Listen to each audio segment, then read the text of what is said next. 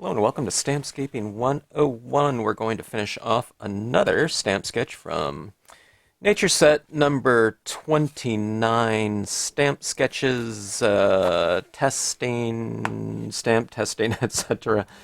That video. And I have some alder branches left and right stamped in a variety of tones. And I am applying some Distress ink. Tumbled glass. It's a very light value, fairly bright blue. It's real similar to the Memento Summer Sky. A little bit brighter though. The reason why I'm using the re-inker fluid as opposed to just going in the pad is it just makes it so much faster, especially for your base layer coat. And the base layer coat is going to be getting the most amount of coverage on here. So this just makes it really blendable, spreadable, and you can get a lot of coverage out of one inking, as opposed to, inking up, several times.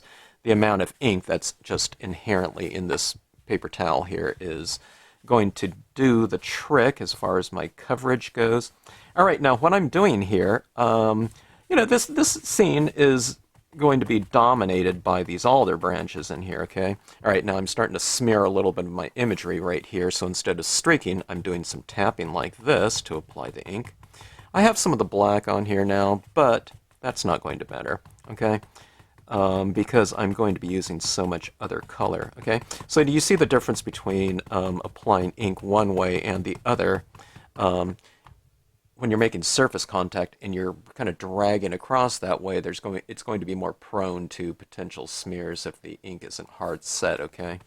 So you just tap it like this, and you're just tapping it down like this and going vertical and bringing it up. It's going to be textural if you're using like a sponge or a paper towel like this, okay? But you just fill in those spaces and it's not a problem, okay? All right, so what I'm doing right here is, this is an overhang. So we have a composition that's already dominated by this overhanging tree area, limb area.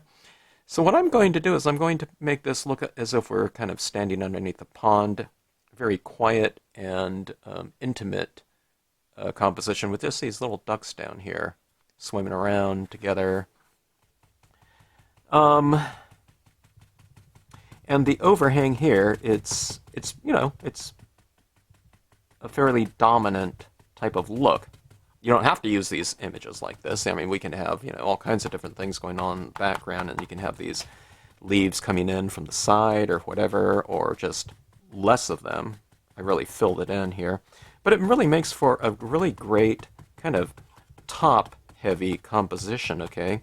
So I'm going to balance it out with these ducks down here, which happen to be, anytime you use any type of wildlife, or especially people in a scene, it really becomes kind of an instant focal point. So this might be kind of visually dominant on top, but if you put something living in there, it balances it all out with the kind of the content type of visual that's going on. It becomes a visual kind of focal point or anchor point of the entire scene. Okay, so that is the first color there. Just stick with your same paper towel. You can move into whatever colors. Do you guys have Memento, Bahama Blue?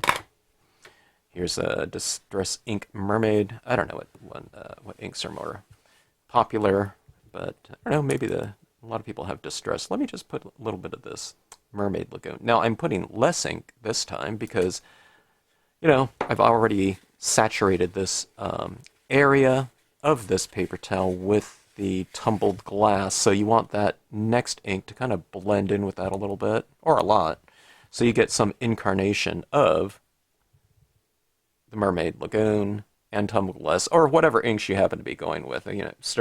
What I'm trying to go for is an incremental increase in value, meaning light to dark.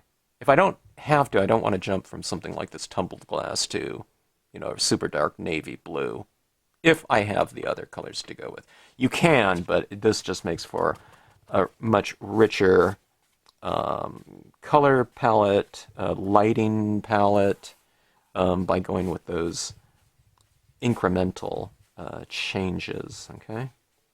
All right, so same type of thing applies. Tap where you need to, streak where you need to, or where you can, I guess. I like the striations when it comes to water when I'm doing these types of things. Now, ideally, okay, now I was doing a stamp sketch video on this, okay? Ideally, you just do this background first, and then you stamp the leaves over, and you don't have to worry about any type of streaking or something like that, okay? Blended, because you're putting the imagery right on top of all the color additions, okay? But you can do this. This way, just, be mindful of it, and you'll be fine. Okay, so that is it. I don't know how long that took. It didn't take very long at all. I'm working on the Mohawk Everyday Digital White Coated Silk Paper. Okay, so it has a little bit of a coating on it. And here's the thing, this has been sitting around for a few days, but the reason why this is kind of smearing like that is because it's just the sheer amount of ink I used on my imagery when I stamped it out. So it's built up a little bit on the surface. Dye inks work by staining your surface, but there's just a lot of ink used because I was using the Marvy 1500 series of markers in addition to my stamp pads. Okay, now one of the things I didn't do, which you can do afterwards or before, is I'm going to add in some, making sure I didn't have black on here, some water patterns in here. Okay, so I'm going to use this in a similar fashion that I just did, not in terms of application, but in terms of values. I have a very light blue in here, okay, in this area, because it's over the white, and I can see it, okay? Now let's go to a darker tone. I don't have like Mermaid Lagoon or something like that in the pad form, but let's go with the Bahama Blue, okay? So when you get darker, you put it in the darker areas where you can see it, okay? Now, it doesn't mean you can't go into lighter areas, but I'm using this texture stamp as a toning device, okay? So what I'm doing is I'm adding this darker blue. It's like a medium blue, this Bahama Blue here in the darker areas, okay? So we see that the lightest one is here, and the darker one is down here. All in here. Now I'm going to blend this out too again, so it's not just set hard and fast, okay? Here comes a Danube Blue. It's kind of a light navy blue. The Marvies get quite a bit darker than this. but I'm putting this in the perimeter out around the edges. It's kind of creating a little bit of its own vignette with texture. Okay, we'll create a stronger vignette with additional value on here too, meaning additional blue. All right, so that being said, let's just go back to our paper towel here. I kind of laugh at this paper towel because when we were doing this, originally using paper towels, this is back before any type of accessories were being used or actually being created for the stamping industry. So people were using things like paper towels, I don't know, napkins to apply their tones with, if they were doing that at all. Some people used a Nerf ball, which to me was kind of absurd, but I don't know. I don't know. Apparently it worked for some people, but it just seems strange, you think of this big thing ball. I'm not kind of making fun of those people, use whatever works, and that's fantastic, but just the idea of kind of this pouncing type of thing. But whatever works, works. Okay, so you see that right there? We have that source of light in here. I don't have two sources of light. It's more about like a spotlit little area down there. All right? And when we do these types of things like that, I do like doing these kind of close-up scenes, without a lot of huge depth in there, where we can see 3 miles or 20 miles or infinite, when it comes to space. But when you bring things in closer like that, it kind of creates that, well, yeah, like an intimate little setting. Okay, so let's go with a little bit of Caribbean blue. I am going to use some Marvy inks here. They're just really super bright and intense. Okay, I don't know if you can tell the difference with that I just put on there. It's not a strong application of Caribbean blue because we have all that other ink on here, and I just dabbed into it a couple times. This is a Prussian blue, one of my favorite blues. Look how much darker that is right there. This paper right here on the surface is getting fairly super saturated right now, but I don't know what it is. The Prussian blue is like a thinner ink in terms of viscosity, so it just can apply right down over the top of this with no problem. Sometimes when you're using really, really thick inks, Distress, Memento, basically every other type of ink than Marvy, you might have to wait for it to dry a little bit. Well, not dry, but to set up a little bit so that it's not so moist, because if you're trying to apply wet ink into a very wet applied surface that's still retaining a lot of the moisture, sometimes the transfer doesn't occur. It's like you're going like this and thinking, wait, why isn't it getting any darker? Or why don't I see the color that I'm working with very visibly? Because you're putting wet into wet and it's just not transferring from your applicator to the surface. Okay, so that being said, if you can get darker using your existing color by just adding more of it, stick with the one that you're working with. You don't have to jump up into the next color, but really test it out and make sure that you've really reached a full saturation with your current color, okay, before moving to your next, okay? And I'm just going to go all the way to black right here, and I am going to use the same paper towel. And works pretty good there, okay? So see, it's kind of creating this vignette. The darkest color that I used on the alder branches initially, I think I did use some black. I don't know, actually, now that I think about it, maybe it was dark brown there. But I'm trying to remember if I used black as well. Maybe it was just dark brown. But anyways, a dark hue, so a dark hue on the perimeter kind of brings all that together.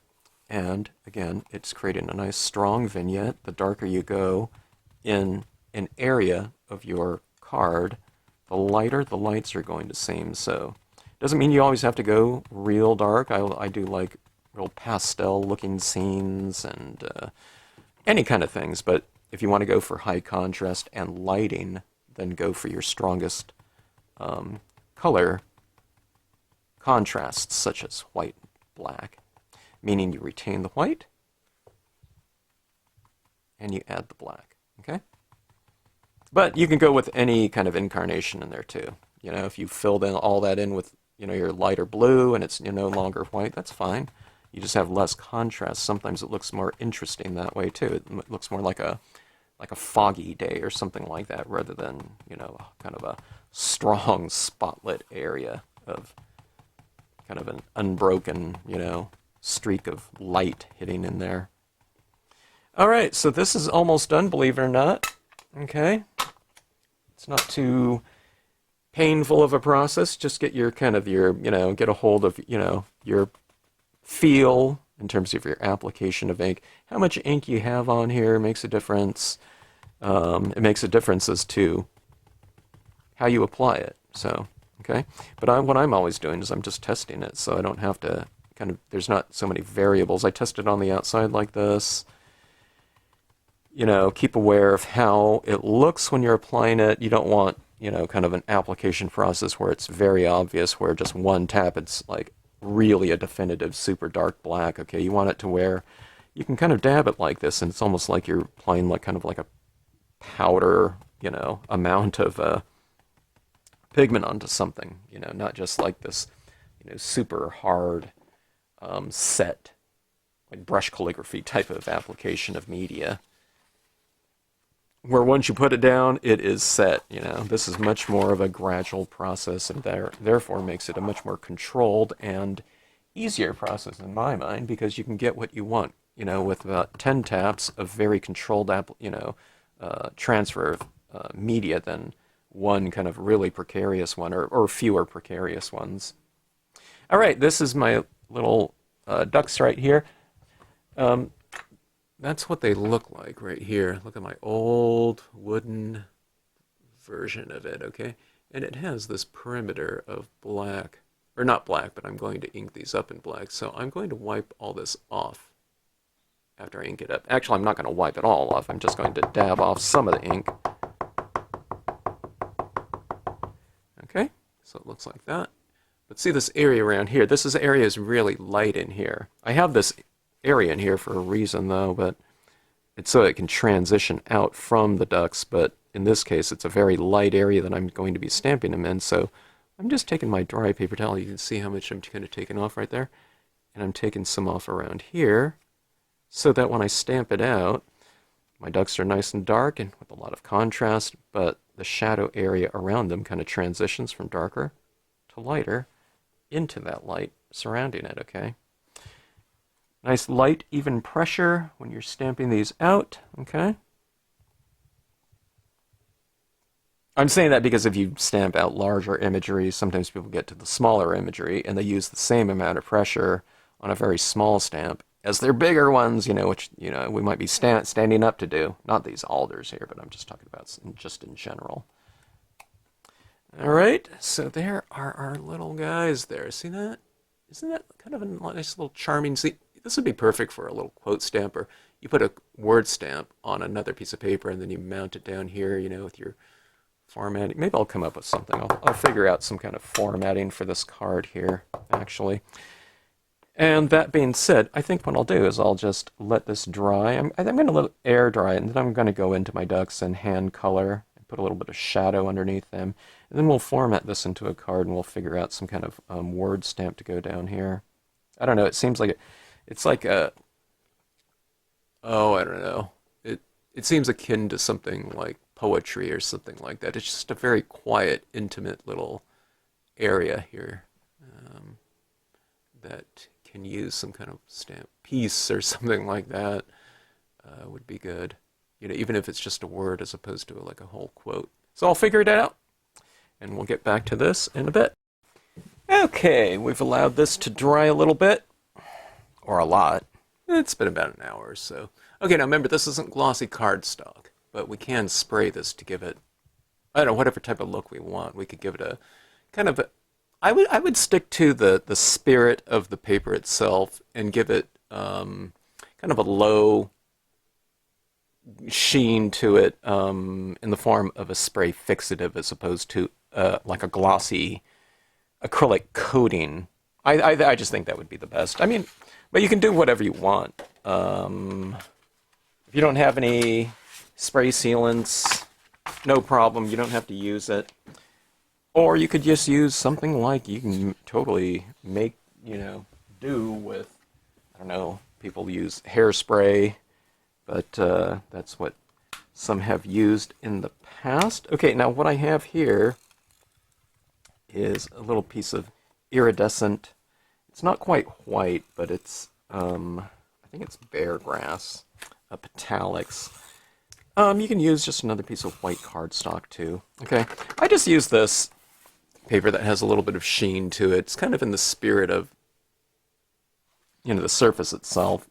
You don't always want to do that. Sometimes you want to play contrasts against one another rather than going for something similar. You want to play textural contrasts against one another. But on this one, I'm just going with this. I tend to like a little bit of, I don't know, just a little bit of extra something here. I guess it's a reflective quality of the surface. I like things that reflect a lot of light back to the viewer. I wouldn't do that in every situation. I'd probably do it in, I would say 9 out of 10 times I'd probably use something like this as opposed to just a blank piece of white paper. I might have to change that kind of thought, though, with the cost of paper going up these days. It's really skyrocketing. I'm going to use this card on a pre-folded 5x7 card, okay? Like this. Now, I never used to buy these, except for when they were on clearance at Kelly Paper, okay? I have one pack that says something like $4.50, and then the next pack that I have is $6.50. We're talking clearance prices, too, okay? And I think the last time I was in there, I didn't buy any because the clearance pack was like, I don't know, it was like $10 or $11. So I don't know, I'm used to buying it at $4.50, so it was just kind of a shock to the system, especially considering the clearance aspect of it. Okay, so I think that looks pretty good like that. But if we're going to put a quote down here, I just think it would look better not to just stamp it. I don't know. Now that I think about it, that area right there would be just fine for a reverse out quote. Then I wouldn't have to, stamp on a piece of paper, then, color it in, whatnot, and put it down here. That might look a little bit better. It's like a plaque or something like that, but there is something to be said for just simplicity and going directly on here. Let me see what word stamps I have, and I think that might be appropriate for right down here. Okay, we're just going to go with very simply peace, okay? I think that's appropriate. These day and age and these times.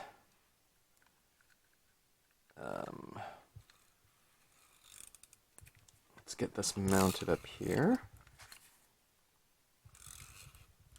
I'm doing more card formatting these days, especially with my mirror cards.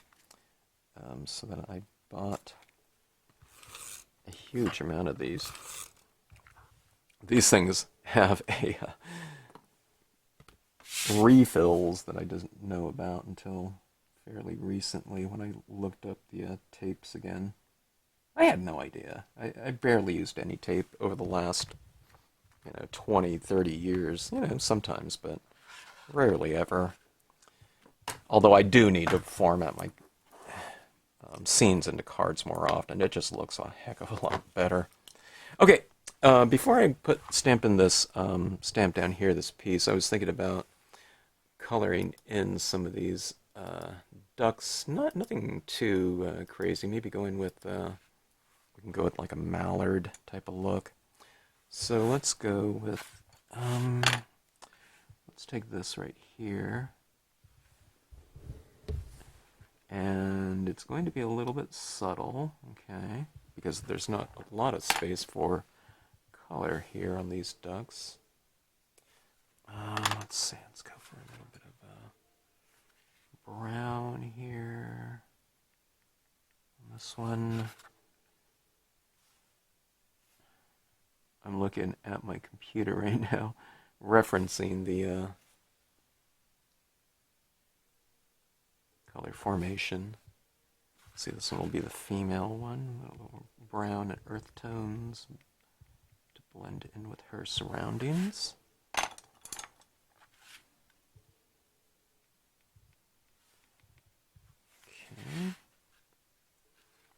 And I tell you what, let's bring a little bit of a shadow at the base of it. Now this is why I draw my designs like I do. Okay, now there's shadows, sorry, in the design itself. Okay, you can see that head right there, but there's this tone down here. Okay, I like to anchor my pieces into their settings. So what I'm doing is I'm just reiterating with blue the shadows down here. Okay, so you don't have to invent anything. I mean, you certainly could, but I have a lot of things within the designs themselves that you just have to reiterate, okay, with color. So that's why I leave certain things open, and then I do certain things on other areas. Now you can come in here too, and we can kind of give some additional little water details, you know, those little striations here that I might not have been able to do with wet ink for fear of smearing the leaves or something like that, or just merely because, you know, going on with the paper towel, it's not a detailed type of tool where something like this can be. Okay. All right, now I'm just very lightly applying some of this just to see if I like it. I don't remember doing this before on the scene, but first time for everything. It's just a little kind of detailing right there. So I kind of create that little streak in here. See, like that. There. Now this is a much darker pencil, but you can see it where it's been used right in here. I can get a fairly dark application, but this is the same blue right here. Okay, not the impression of the water pattern small, but so you can kind of go in here and just add a very light tone, and you can really take advantage of the characteristics of colored pencils by utilization and manipulation of pressure. Right? Okay. Good, something like that. I mean, it's just a little subtle type of thing. You can bring in some, how about some green into, there's green leaves here, but we can bring in a little bit of warmth into some of this water. Now, when you start doing this, do it fairly slowly where you can barely see it, okay? Don't go like this and say, I can't see it, then use a real tough streak, okay? Just, you stay with it, and maybe after 20 streaks, there's a little bit of a warm glow there, okay? I'm just talking about, you know, if you're someone that's, you know, using colored pencils all the time, you're going to have a much better handle on it than I do. So this is, again, this is what I do right here, having not used colored pencils a lot, I just barely apply it down here like this so that I have a lot of control over it. And then, you know, you don't have to be really adept at using it, but you can just do a very light approach to it. So here, see that little green kind of warmth within the water. So you take a look at it at arm's distance. And it just has a little bit of a different kind of emotional quality to it. You know, having warmth in a space is just kind of a bit of a comforting type of feel. Not that I always do it, you know, sometimes I might just have all cool toned colors, and, you know, I want to emphasize that type of temperature. So, but just in general, it's kind of nice to have a little bit of a temperature range. Even if it's just a little bit warm, you are going into the warmth from neutral, okay? All right, so here is, I'm going to be using my pigment ink for this, my Brilliance White for this. I'm guessing that, you know, regular pigment ink would work, meaning, you know, like a Hero Hues or whatever pigment inks you have. If you're not sure, test it on something else, you know, that has, I don't know, some ink buildup on it. It's mostly more of a contrast. It's just, see, if I stamp this piece right in here, it would barely show up because this white isn't super opaque, and this area behind it isn't very dark. So I have to stamp it in a darker area. Now, let's see. Piece. I know what it is. Let's do it over here from symbolic standpoint. I'm stamping this piece on the left-hand side. The ducks are swimming from right to left towards piece, right?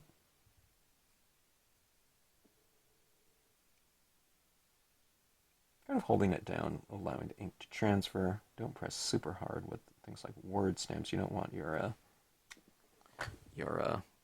lettering to blur or anything like that. All right, so there that is, like that. I don't know. I think it's a very quaint, peaceful scene, and that's from the intimacy of this. You know, if we're looking out over a gigantic expanse, big, huge horizon, or something, you know, something of grandeur, mountains in the background, whatever. And I love those types of things, but it just has a different type of feel than your kind of real intimate, smaller area type of full composition, okay? I don't think this is lacking for anything. It has depth, but it's just, you know, kind of a very narrow field of depth field, image field, whatever you want to call it. Okay, this is, I'm adding a little bit of the white paint pen down. I didn't shake this up nearly enough.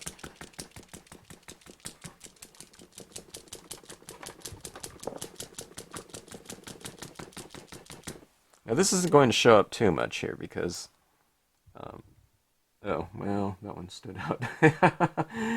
It's really opaque, I don't know why, but, okay, but what I was getting at is I'm adding this into my lighter area, okay?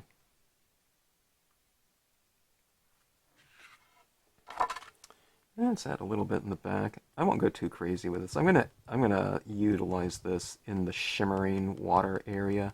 I usually put it on some of the areas and like leaves that are reflecting some of that light, but I think we'll just leave it as a shimmering type of element here. This type of texturing kind of matches somewhat with the lettering here, the word. Words are often very strong visual anchor points too. You know, we're talking about people or something like that, but anytime someone sees a written word, they read it, okay? Or they're drawn to it. They might not focus in on that, but they're drawn to it initially for sure to read what it says. But let's take a look at these little areas of light. So this is at arm's distance, okay? You can't really see those dots, right? Then when you bring it in, closer and closer, see these little dots on the perimeter start to reveal themselves. And there you have it all the way around in here. And it gives it that kind of that shimmering light. It's called specular light. It's light being reflective off of the surface. Similar to something like this, you know, look at this little glare in here, that's reflecting light, right? Or like on this right here, you know, we're reflecting light right in here. That's not white necessarily, it's light being reflective off of that pad. See it on my fingernails a little bit. But that's what you have there. That's what those little dots represent. Okay, so hope you enjoyed this piece right here. It's very simplistic for sure, but in its simplicity you can make a pretty big visual impact still. You know, I think it's a very strong statement there from a graphic standpoint and really fun to do. We don't have multiple areas of light. It's just kind of one big spotlight area. Anyways, hope you enjoyed it. Thanks again for watching, and thanks for tuning into the Stampscapes channel as always.